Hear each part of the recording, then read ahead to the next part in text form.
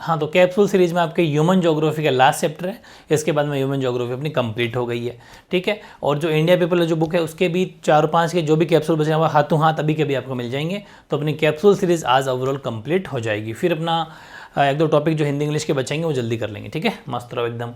और आज इवनिंग में आपका टेस्ट है, वर्ल्ड पॉलिटी का मेगा टेस्ट है, ठीक है। उसके लिए तैयार रहना, शानदार टेस्ट करने होगा वो आपका 9 बजे स्टार्ट हो जाएगा। तो ये जो चैप्टर नंबर 10 इसका नाम है अपना ह्यूमन सेटलमेंट यानी कि मानव बस्ती। इसका पहला इंपॉर्टेंट क्वेश्चन ये है, स्थान या साइट एवं स्थिति एंड सिचुएशन के मध्य अंतर बताइए। इन distinguish between site and situation, इन दोनों के बीच में क्या अंतर है। काफ़ी बढ़िया क्वेश्चन है, शॉर्ट क्वेश्चन छोटा सा। स्थान बोल दो चाहे साइट बोल दो। देखो, स्थान से तात्पर्य उस वास्तविक भूमि से है जिस पर बस्ती विकसित हुई, डेवलपमेंट हुई है बस्ती को, है ना। और ये भाग मैदानी हो सकते हैं, पहाड़ी हो सकते हैं, या फिर नदी का जो किनारा होता है ना वहाँ हो सब पर तालाब या झील हो सकता है, ठीक है। दूसरी ये तो होगी साइट। दूसरी सिचुएशन यानी कि स्थिति। तो अपने परिवेश के संदर्भ में किसी स्थान पर अवस्थित कोई बस्ती जिन सांस्कृतिक और प्राकृतिक परिवेश के बीच में बसी होती है उन दशाओं को बस्ती की स्थिति कहा जाता है। भाई जैसे लोग कैसे रहते हैं, उनका कल्चर कैसा है, वो अकॉर्डिंग टू बस्तियाँ होती है, सब जानते हो आप। तो वो उस हिसाब से ये साइट और सिचुएशन आपको आई थिंक समझ में आ गया होगा। With respect to its surroundings a settlement located at a place between which cultural and natural environment, ये जरूरी है, कल्चरल और नेचुरल एनवायरनमेंट होना जरूरी है। सेकेंड है, ग्रामीण बस्तियों की समस्याओं को दूर करने को 3 उपाय सुझाइए, ठीक है। Suggest any 3 ways to solve the problem of rural settlements. कोई 3 सुझाव, वेरी इंपॉर्टेंट क्वेश्चन हो जाते हैं ऐसे। तो ग्रामीण बस्तियों में क्या होता है कि बड़ी टंकियों का निर्माण कर घर घर पेयजल सुविधा उपलब्ध करवानी चाहिए। ये और ऐसा होता भी है, देखा होगा, बड़ी बड़ी टैंक होती है, काफ़ी हाइट की और बन रखी होती है, उसके फिर नीचे से पाइप सप्लाई कर देते हैं वो। प्रत्येक घर में शौचालय होना चाहिए, कूड़ा कचरा निस्तारण की व्यवस्था की जानी चाहिए, और प्रत्येक बस्ती में विद्यालय और चिकित्सालय का निर्माण भी किया जाना चाहिए। ये 3 है मेनली, मतलब हॉस्पिटल और स्कूल होने चाहिए, और डिस्पोजल ये सब गार्बेज इन टॉयलेट वगैरह ये सब होने चाहिए। तो ये इजीली क्वेश्चन आपको आराम से याद हो गया होगा, ये भी मेरे साथ के साथ। तीसरा, उपनगरीकरण या सबअर्बनाइजेशन क्या होता है, ठीक है। तो ये नगरीकरण की एक नवीन प्रवृत्ति है जिसमें मानव बड़े शहर के सघन बसे क्षेत्रों में स्थित आवास को छोड़कर शहर से बाहर एक ऐसे खुले व स्वच्छ वातावरण में अपना घर लेकर रहने लग जाता है जहाँ पर रहन सहन की उत्तम सुविधाएं उपलब्ध होती है। ध्यान रखना, जैसे जो अपना भारत है उसके पास में जो हम दिल्ली की राजधानी है, दिल्ली राजधानी के पास में गुड़गांव वाला ये पूरा क्षेत्र, ये मतलब बिल्कुल दिल्ली के पास में ही है, वहाँ पर सारी सुख सुविधाएं हैं। तो दिल्ली में बहुत ज़्यादा मतलब आपको पता है कि पॉपुलेशन है, बहुत ज़्यादा पॉल्यूशन है, तो लोग वहाँ जॉब करने आते हैं, लेकिन थोड़ा बाहर वहाँ गुरुग्राम मतलब वहाँ तक अपना घर वर लेके रहते हैं। और आजकल तो वहाँ तक मेट्रो भी चल जाती है, तो आराम से लोगों को सफ़र हो जाता है। ऐसे ही बड़े जो मेगा जो भी मेट्रो शहर होते हैं उन लोग आजकल ऐसा ही कर रहे हैं, मेन भीड़ भाड़ से निकल के बाहर कहीं एक जगह ले लेते हैं, बस अप डाउन कर लेते हैं। तो वही उपनगरीकरण कहता है, वहाँ पर भी पूरी सुविधाएँ होती है उनको, बस भीड़ भाड़ से बच जाते हैं। तो इस प्रक्रिया से बड़े शहरों के निकट ऐसे उपनगर विकसित हो जाते हैं जहाँ से प्रतिदिन हज़ारों व्यक्ति बड़े शहरों में स्थित जो अपने कार्यस्थल है, मतलब ऑफिस जो होते हैं, वर्क प्लेस होते हैं, वहाँ पर आते जाते रहते हैं। तो ये बहुत बढ़िया व्यवस्था है। ये भी होते हैं सब अर्बनाइजेशन यानी उपनगरीकरण, ठीक है। फिर है, भारत की 1991 की जनसंख्या में नगरीय बस्तियों के लिए निर्धारित मापदंडों को उल्लेख कीजिए। क्या क्या मापदंड थे। Right the criteria set for urban settlements in the 1991 sense of India. तो इसमें देखो कि नगर में एक नगरपालिका होगी, उसमें कॉरपोरेशन होगा, छावनी बोर्ड होगा, अधिसूचित नगरीय क्षेत्र समिति होनी चाहिए, ठीक है।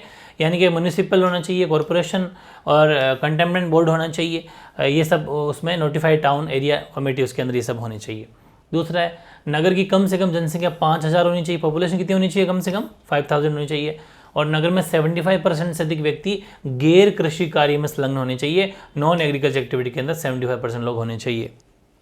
नगर में जनसंख्या तो कम से कम 400 व्यक्ति प्रति वर्ग किलोमीटर होनी चाहिए, ये डेंसिटी है 400 पर्सन पर स्क्वायर किलोमीटर। कुछ 4 कंडीशन, 4 शर्तें हैं किसी भी 1991 की जनगणना हुई थी उसमें नगरीय बस्तियों के लिए, कि किसको हम नगरीय बस्तियां कहेंगे, किसको हम अर्बन सेटलमेंट कहेंगे। तो उसके लिए कम से कम ये इतना का अगर मामला है तो अर्बन सेटलमेंट के अंदर आता है। फिर बस्तियों को आकृति के आधार पर वर्गीकृत कीजिए। तो आकृति के आधार बस्तियां 2 प्रकार की होती है, यानी कि जिस क्लासिफाई सेटलमेंट वैसे वो शेप के अकॉर्डिंग 2 टाइप्स है बस्तियों के सेटलमेंट के। पहला तो है सहद बस्तियां, दूसरी प्रकीर्ण बस्तियां, यानी कॉम्पैक्ट या फिर न्यूक्लिएटेड सेटलमेंट्स, और दूसरा डिस्पर्स सेटलमेंट्स। सहद बस्तियां, इस प्रकार की बस्तियों में मकान एक दूसरे के समीप मिलते हैं। सामान्यतः ऐसी बस्तियों का विकास नदी घाटियों के सहारे या उपजाऊ मैदान में मिलता है। यहाँ रहने वाले व्यक्ति मिलजुल कर रहते हैं या उनके जो व्यवसाय मतलब बिजनेस जो है वो भी समान एक दूसरे के काम मिलते जुलते ही होते हैं। यानी these settlements are those in which large number of houses are built very close to each other, पास पास में होते हैं, और such settlement develop along river valley and fertile plains, ठीक है, और communities are closely knit and share common occupations. दूसरा परकीण बस्तियाँ।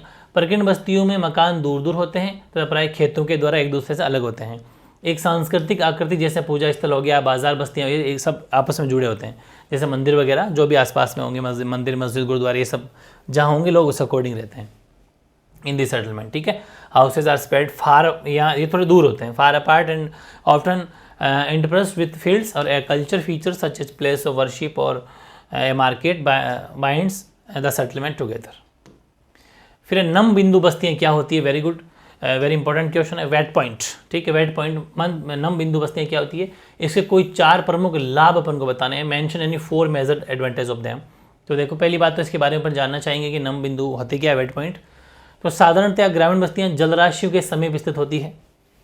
जलराशियाँ मतलब जहाँ पर नदियाँ हो, झीलें हो, मतलब पानी के झरने वगैरह, पानी इजीली मिल जाए आदि, इनको नम बिंदु बस्तियाँ कहते हैं। इसके लाभ क्या है? लाभ एक है कि नम बिंदु बस्तियों में लोगों की जल की, वाटर की कोई दिक्कत नहीं आती, वाटर की आवश्यकता पूरी हो जाती है। यहाँ नदियाँ तथा झीलें खेतों के लिए भी जल सिंचाई, बिल्कुल सही बात है। रिवर और लेक्स जो होती है वो इरिगेशन के भी काम आ जाती है खेतों में। और तीसरा जो जलराशि में मत्स्य क्रिया होती है, जो फिशिंग एक्टिविटीज़ होती है वो भी आराम से हो जाती है क्योंकि पानी के सोर्स है।